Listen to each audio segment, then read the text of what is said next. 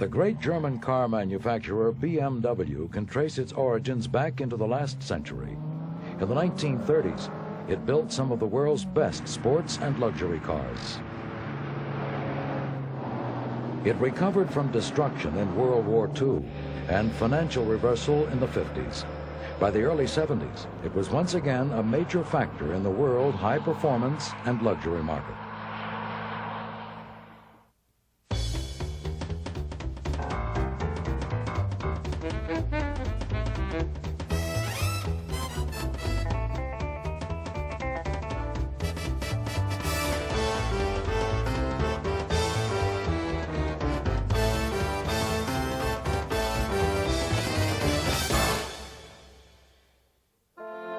The name BMW, Bavarian Motor Works, was first registered in March 1916 by a company that manufactured aircraft engines.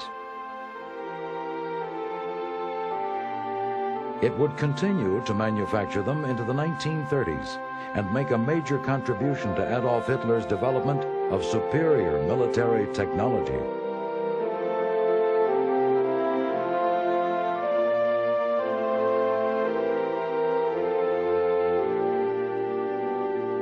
The company's first major success was a Max Fritz-designed six-cylinder inline engine that powered German fighters in World War I. German aces Ernst Udet and Manfred von Richthofen, the Red Baron, owed much of their success to BMW engines.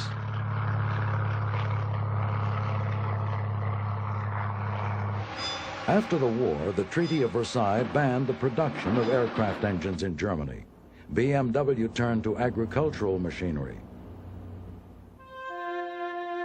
But the genius of Max Fritz continued to make its mark. His six-cylinder BMW aircraft engine was part of a winning tradition. It also designed the engine that won the 1914 French Grand Prix for Mercedes. In 1919, his six-cylinder BMW aircraft engine powered a DFW biplane on an amazing flight which reached an altitude of 32,000 feet. Meanwhile, the BMW name had been sold to another company which intended to produce brakes for railway carriages. It was bought back by one of BMW's original investors, and in 1923, the reconstituted BMW released the revolutionary R32 motorbike.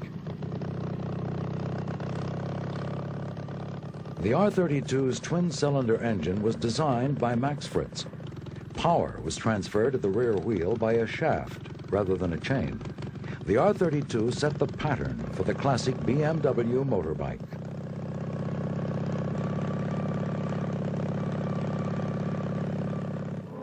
In 1924, BMW entered the R32 in competition.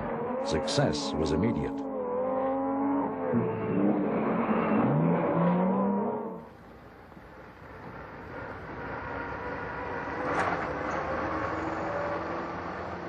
BMW wanted to produce its own cars, but it did not want to rival the large Daimler-Benzes of the time and decided on something small.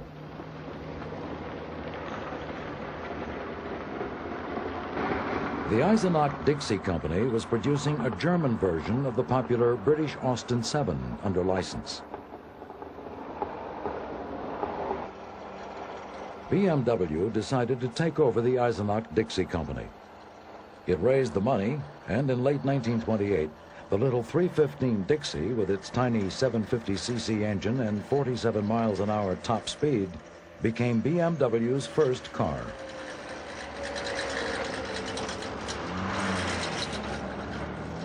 BMW had been in debt before raising money for the Dixie takeover. The Dixie Company itself had hidden debts.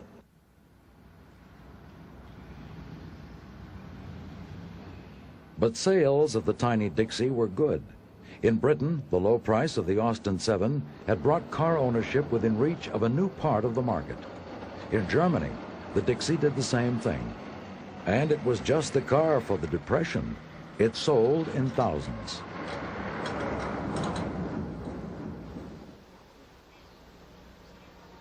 The Dixie was very basic transportation.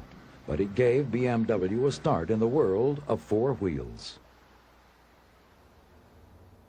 Many Dixie owners tuned their tiny cars for competition on the racetrack.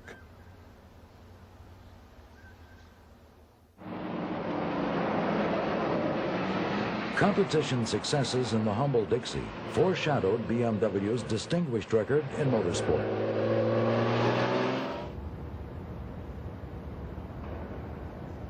The Allies dropped the ban on German aircraft engines in 1922, and 10 years later, BMW engines powered a Dornier flying boat on a record-breaking round-the-world flight. BMW had moved into car manufacture and was once again building aircraft engines, but it had not forgotten motorbikes.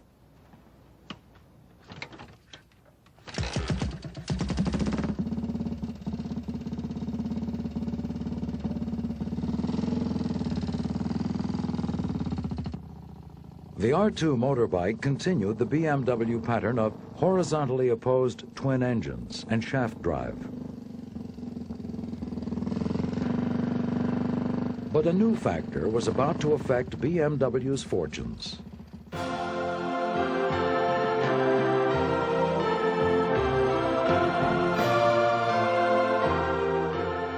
By the time Hitler came to power in 1933, BMW had withdrawn from the agreement with the British Austin Company to produce the German version of the Austin 7.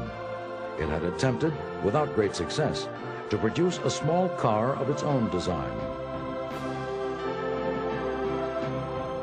But it had also developed a six-cylinder engine, and in the first year of the Nazi regime, introduced its 303 sedan. Hitler was more interested in aircraft than cars, and BMW's successful aircraft engines attracted his support.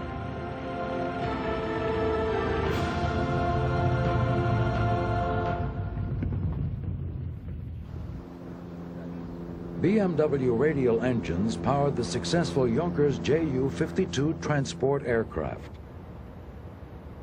BMW cars were manufactured at Eisenach. Aircraft engines were built at Munich.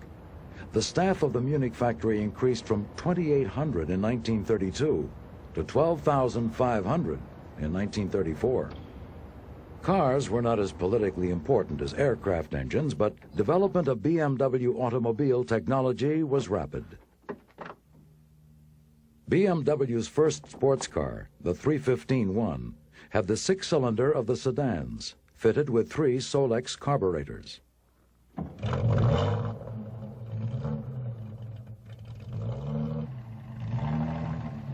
Its elegant styling underlined BMW's seriousness about performance. BMW guaranteed that this car could exceed 75 miles an hour.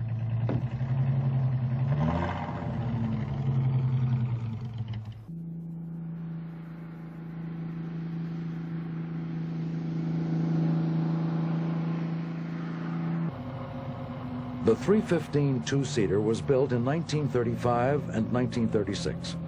Only 242 were produced, but they set the pattern for the great BMW cars that were to follow.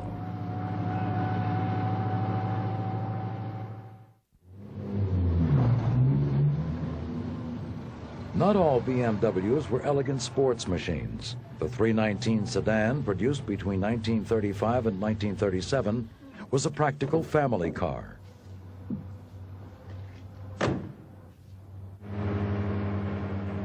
But BMW was moving toward the top end of the market. This is the handsome 326 Cabriolet of 1936.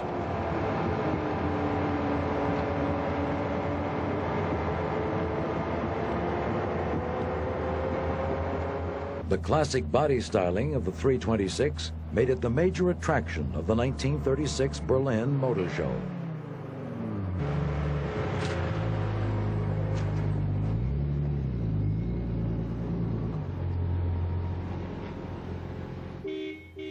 It was not intended to be a sports car.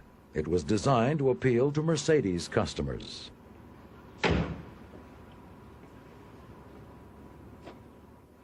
It was the most successful BMW of the 30s. and a total of almost 16,000 were sold between 1936 and 1941. The 326 offered its buyers hydraulic brakes, torsion bar rear suspension, newly designed independent front suspension, and a strong box frame, which replaced the previous BMW sedan chassis. It was available in open and closed versions and had an excellent top speed of around 70 miles an hour.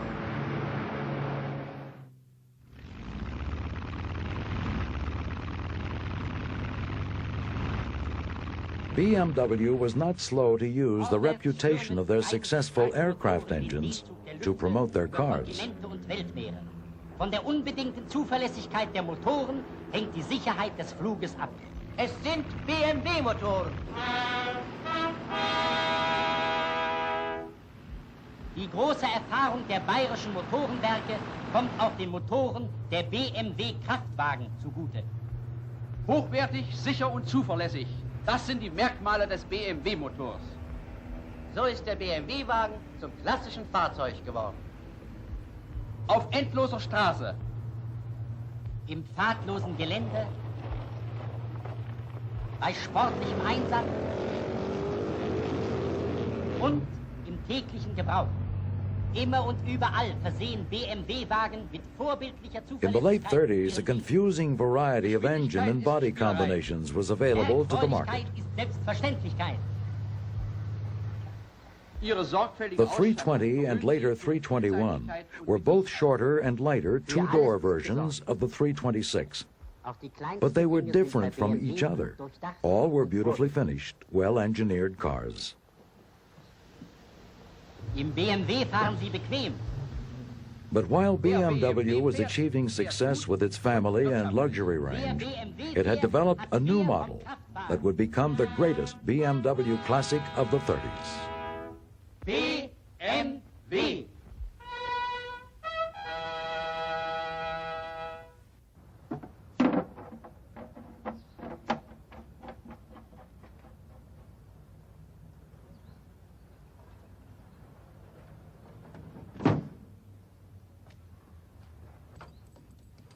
When the 328 was released in 1936, its impact on the sporting car public was immense.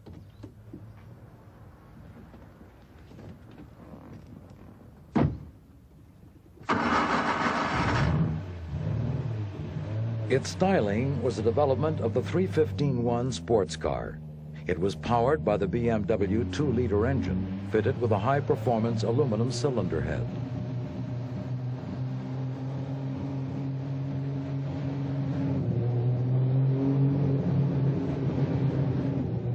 You could buy the 328 with a choice of gearboxes for the road or for competition, and there was also a choice of knockoff or bolted wheels.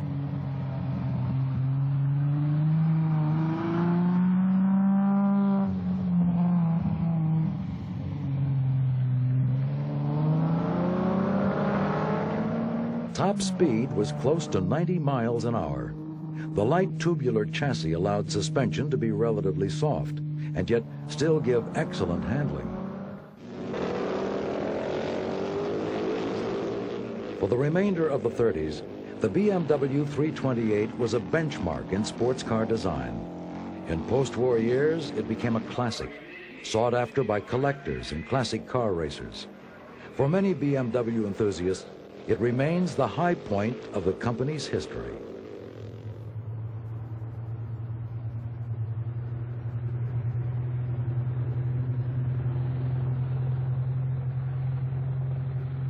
Elegant styling was a feature of the whole range of late 30s cars.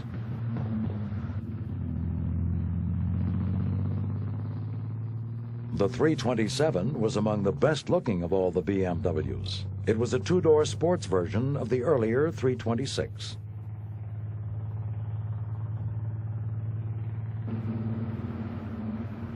The 327 was released in 1937.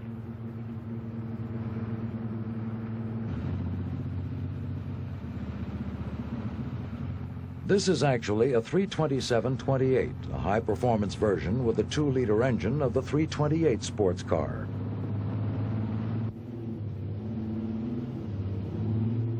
By the late 30s, BMWs were strongly identified with the affluent end of Nazi German lifestyle.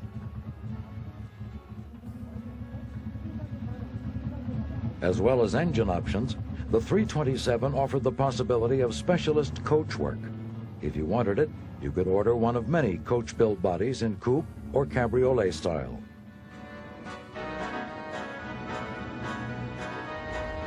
There were many detailed differences between models. The 321's doors were hinged at the back, like its larger cousin, the 326. The 327, on the other hand, had doors hinged at the front. Almost every taste could be satisfied by the BMW range, as long as you had the money.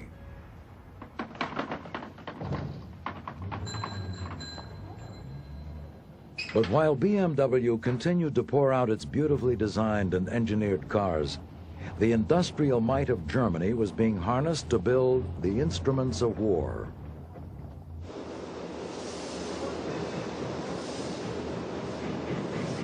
Companies like BMW were an essential component of Germany's plan to arm itself better than any potential enemy. By 1939, BMW was working on a wide variety of high-tech military projects, including the development of jet and rocket engines for aircraft. But steel from the German furnaces was still available for car manufacture, and BMW had one last pre-war design to come, the last of its classic line of 30s cars. The 335 was released in 1938. It had a 3.5-liter engine and was a luxurious successor to the 326.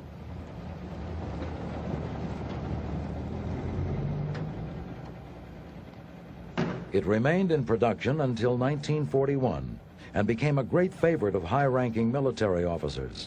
It was not a car for the masses. Just over 400 were built.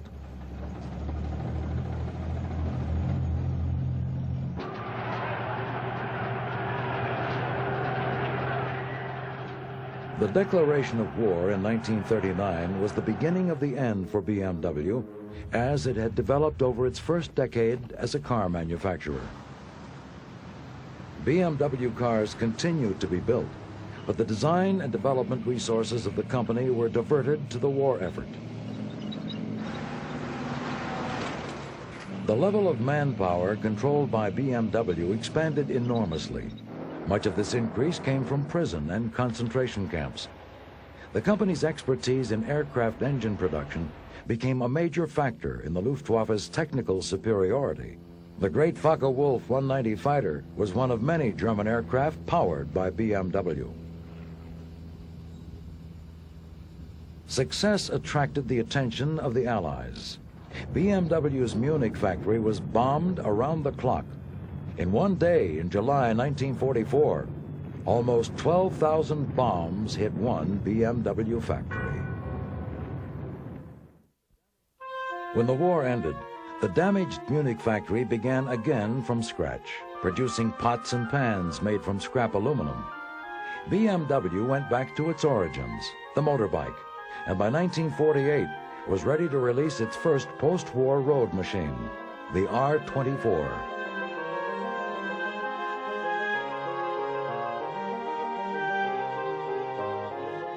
The original BMW car factory at Eisenach was now out of reach in Soviet East Germany, and it would be 10 years from the end of the war until BMW was allowed to rebuild their aircraft engine plant.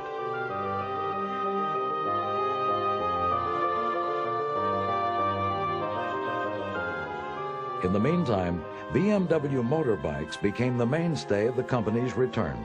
They were successful on the road and on the racetrack. The Deutsche Bank arranged the financing necessary to bring BMW back to life. There was no sign of a new car yet, but the R-24 motorbike proved to be a winner.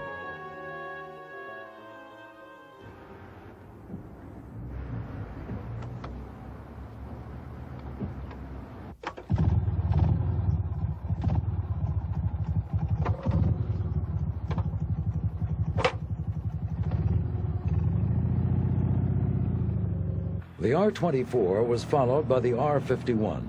Like the R-24, it was a direct descendant of the original BMW motorbike.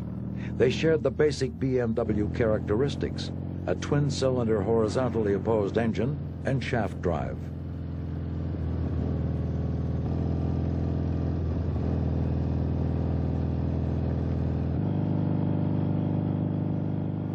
After the devastation of the war, resuming the production of BMW motorbikes had been difficult enough, but picking up the evolutionary threads of BMW cars would be much harder.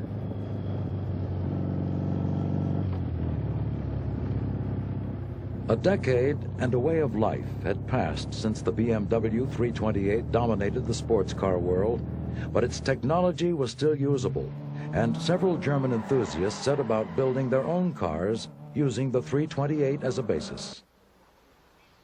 Among them was Ernst Loof. In the late 40s, Loof developed a highly sophisticated series of sports cars around BMW 328 components. He called his range of cars BMW Veritas.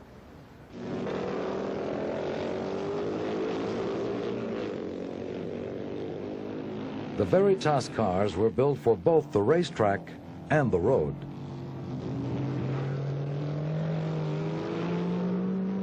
They were extremely successful in German road racing in the late 40s and early 50s, and evoked strong memories of the great pre-war sporting tradition established by BMW. The surviving Veritas cars are now great collectibles. Ernst Loof, their designer, returned to work for BMW in the 50s to help re-establish the car-making side of the company.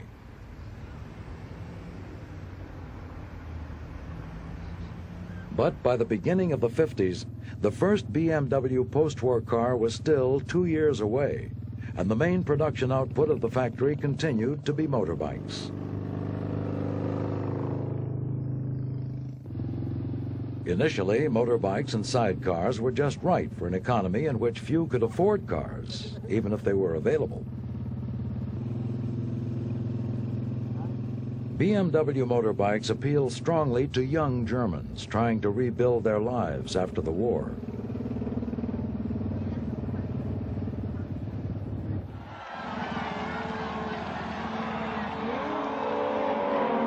Motorbike and sidecar combinations also had the advantage of providing spectacular racing for a public hungry for distraction and amusement.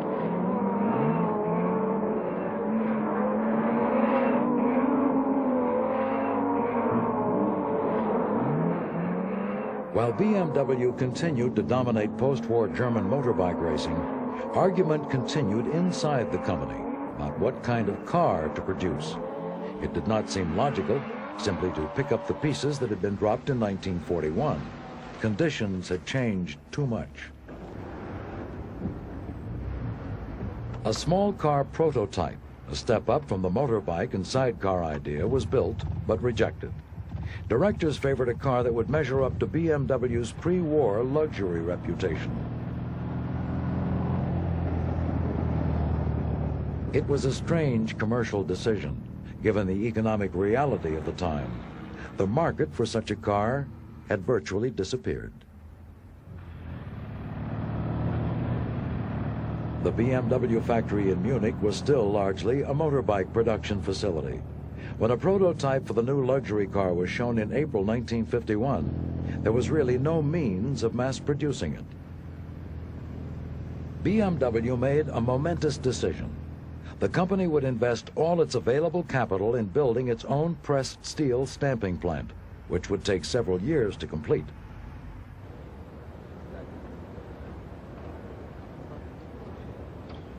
A new facility was developed incorporating modern post-war work practices and technology.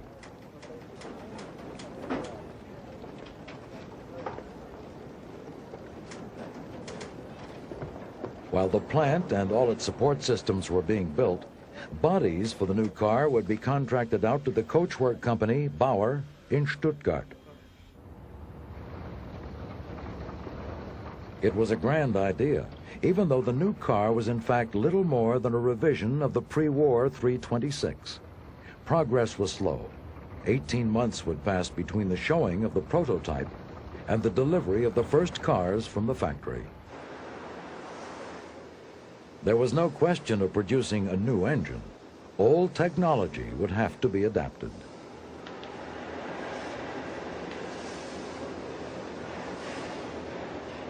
The new luxury car would be heavy, almost 3,000 pounds, but BMW had to use the pre-war 2-liter 6-cylinder engine to power it. The factory was equipped to produce motorbike engines. Tooling up to produce an old car engine would be a major expense. For now, a new engine was impossible. With only 65 horsepower available for such a heavy body, no one expected performance to be outstanding. But BMW saw the old engine as only a short-term solution. Engineers were designing a 3.2-liter V8 with a power output double that of the old 6. The major investment in new plant, equipment, and personnel was a risky move. If the decision to build a luxury car was wrong, the company faced the possibility of financial ruin. The post-war German economic miracle was beginning, but for BMW workers, there was a chance it could be over very quickly.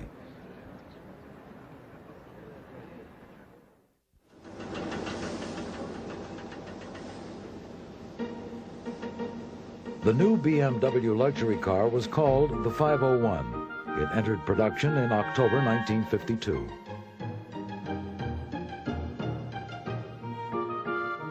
The body had generous flowing lines. Its many compound curves would eventually be pressed out of sheet steel in the BMW factory. But for a while, all the bodies would come from the Bauer coachworks.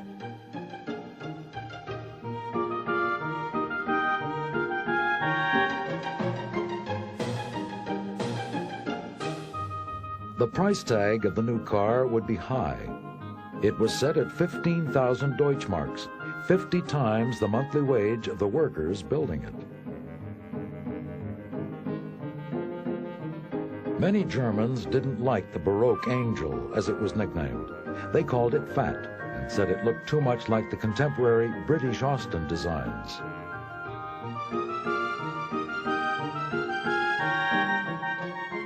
They were also critical of BMW for putting a weak, elderly engine into such a bulky car.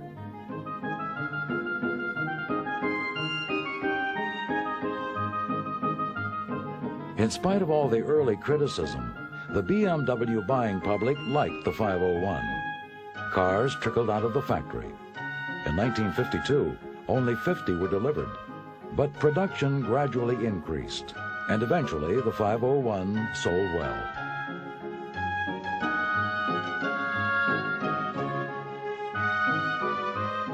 The 501 was underpowered, but it wasn't slow. It had a top speed of 85 miles an hour. Acceleration was another matter. It took over half a minute to reach 60.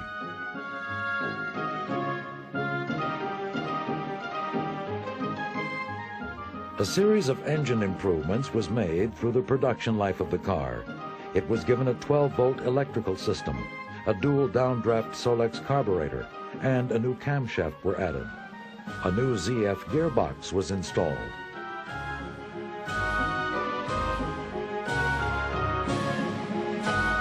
Top speed was increased, but reliability reduced. BMW's already stretched financial situation was stretched even further by the number of repairs it had to make to these cars under guarantee.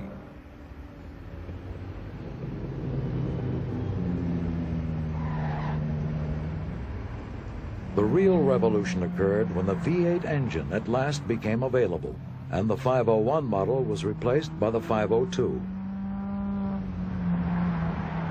The long-awaited new engine was Germany's first high-volume alloy V8. Initially, it produced 95 horsepower, but output was increased throughout its life.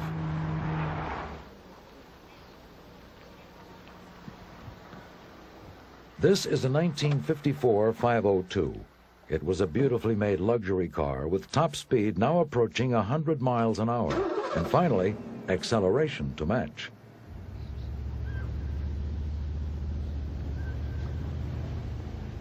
Sales began to increase, and in 1955, BMW launched two new cars that had the potential to elevate the company to its pre-war status. The sporty 503 signaled a return to high-performance cars in the tradition of the 315 and 328. It had a top speed of 118 miles an hour, but was not a big seller. Neither was the 507, but it was by far the most desirable car that BMW had produced since the 30s. BMW's gamble in producing low-volume luxury cars was not paying off, and motorbike sales, which had kept the company going, were dropping as the population became more affluent. People who owned neither motorbike nor car relied on public transport. As the German economic miracle developed and disposable incomes grew, buying a car became more than a dream for a larger and larger section of the population. But for most buyers, a small, cheap car was the only realistic, if uncomfortable, possibility.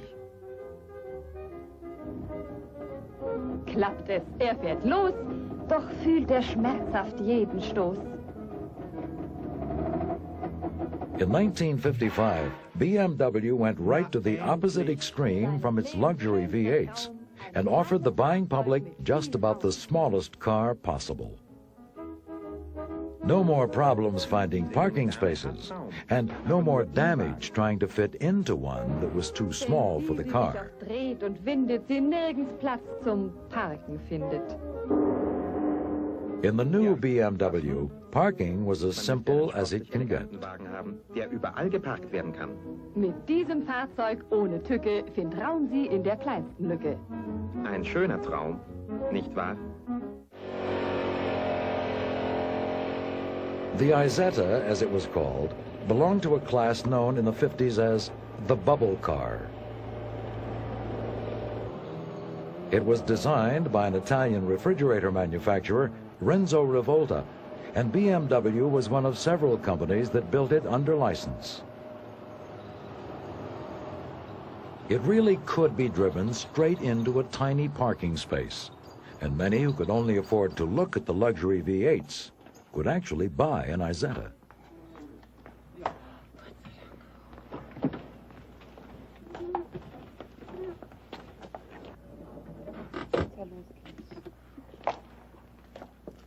BMW sold 160,000 of them. Later models had a 600cc BMW motorbike engine.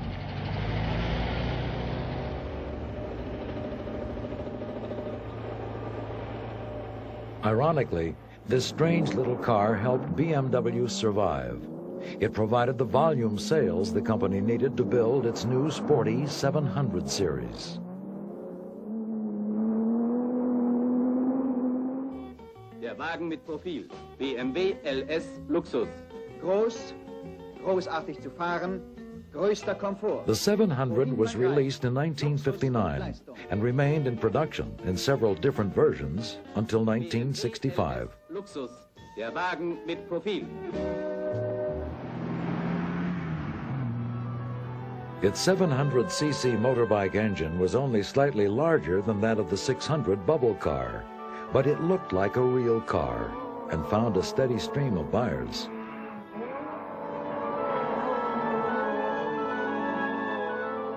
In standard form, the 700's engine produced 30 horsepower. Sports versions were tuned to give 10 more, and in a small light body, performance was surprisingly good. A few mid-engined competition roadsters were even included among the various forms of the 700, and they competed with success in a class of racing where the competition could be, to say the least, intense.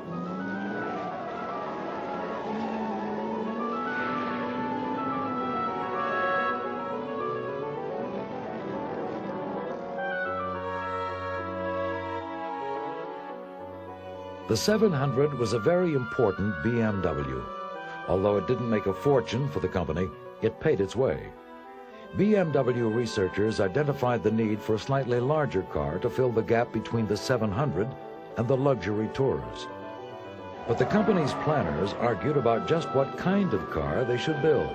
In the meantime, the company nearly went broke.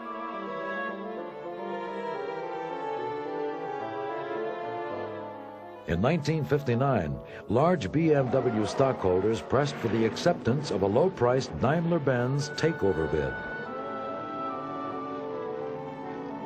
But BMW dealerships and the smaller shareholders resisted. Financiers Herbert and Harold Quandt acquired a large parcel of stock.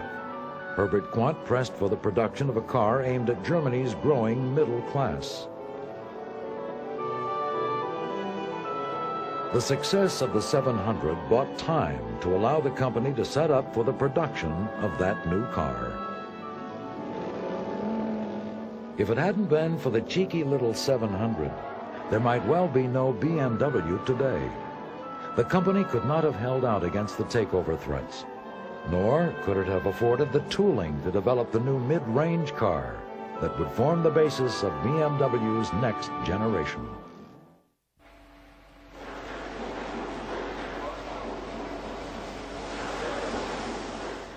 It was essential to BMW that the new car, the 1500, be ready for release at the Frankfurt Motor Show in the autumn of 1961.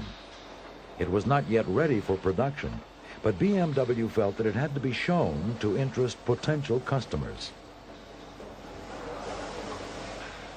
The 1500cc four-cylinder engine was well developed, but there was conflict between the development engineers and the sales department about the look of the new car. The sales department prevailed. The Italian stylist Michelotti was asked to incorporate the traditional BMW kidney-shaped grille into the new front bodywork.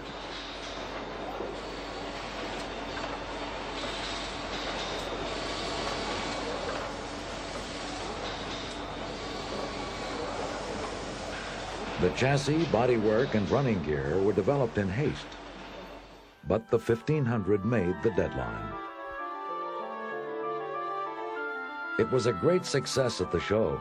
Thousands were ordered, but there were problems in getting it into immediate mass production. A preliminary series was produced in February 1962, but full production didn't begin until October.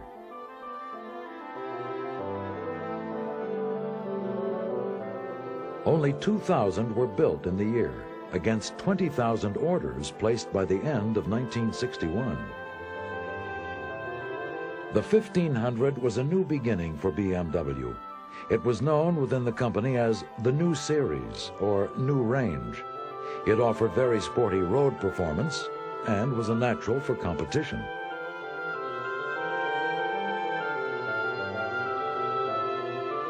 Another major feature of the 1500 was that it removed BMW, for the time being, from head-on competition with Mercedes. The 1500 engine set the pattern for the modern BMW. It was designed for high-speed cruising. It could run at speeds approaching 100 miles an hour on the autobahns, and only cost half as much as the 502 V8s. Its clean styling and excellent road manners hit the middle-class market niche dead center.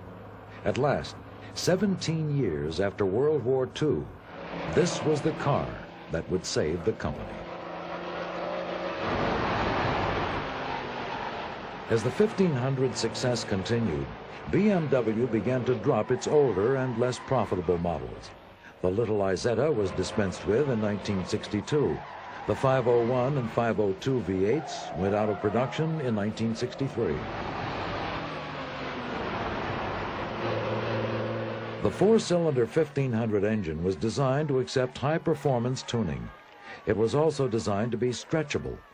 It was planned that after the initial market period of the 1500, the engine would be enlarged to 1.8 and then 2 liters. The 1.8-liter version, called the 1800, was introduced in 1963. Externally, only a chrome strip and a badge gave away the difference. BMW's sports-minded engineers had more in store. At the same time, the high-performance TI for Touring International was introduced with high compression, an extra carburetor, and various other performance options. And there was much more to come. Over the next 10 years, until the early 1970s, many different versions of this basic line of cars would be offered to satisfy all tastes in BMW's new sector of the market. One of the most important variations from the basic model was the two-door line of cars. This is an 1802 from 1971. The two-door cars were substantially lighter than their four-door counterparts, and they made a great impact on buyers interested in high performance.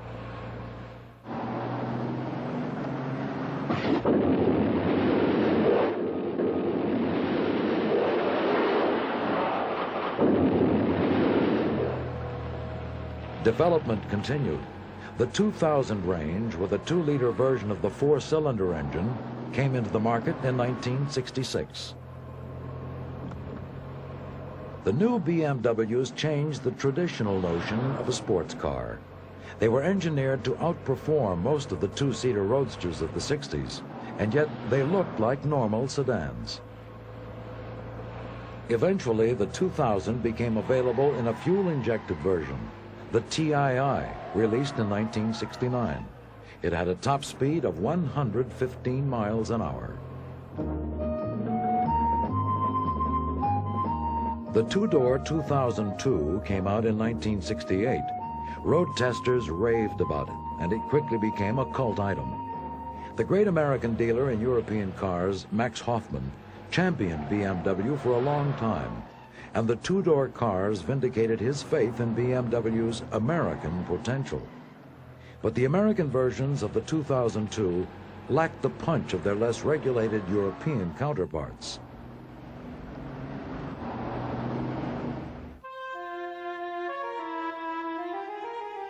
While the line of cars that saved BMW had 4-cylinder engines, the company's tradition of 6 cylinders, dating back to the 30s, was not forgotten.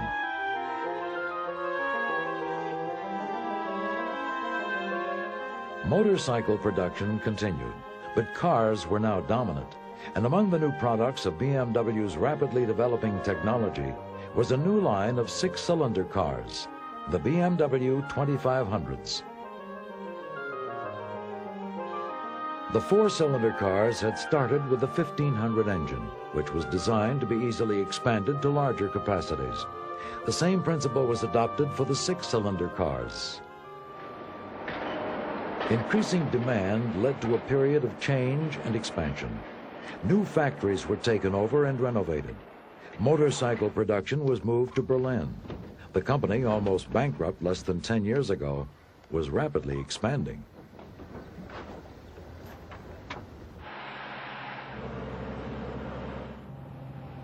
The 6-cylinder cars were offered in 4-door sedan and 2-door coupe form.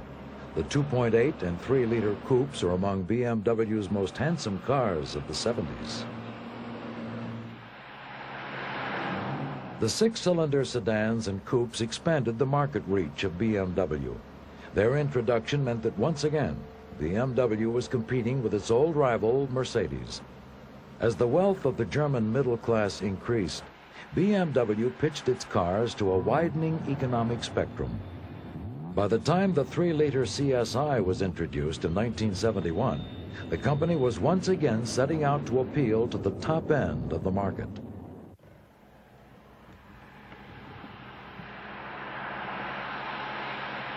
The elegant 3-liter CSI once again positioned BMW in the market sector they had occupied so successfully in the 30s, with cars like the 327.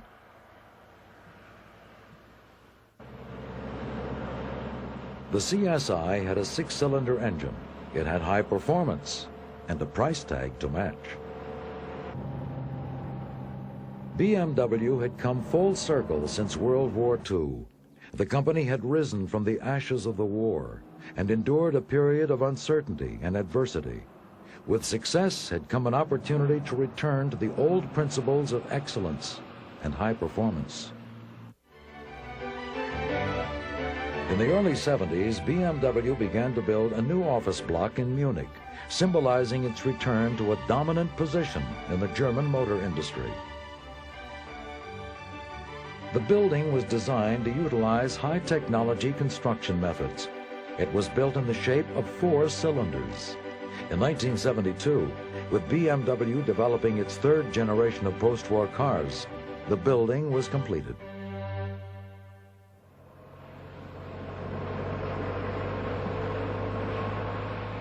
From its position of prosperity in the early 70s, BMW could look back over the brilliant cars that saved the company, the great misguided cars that nearly ruined it, and beyond the devastation of the war, to the elegant coupes and roadsters that had set a standard for excellence in the 30s.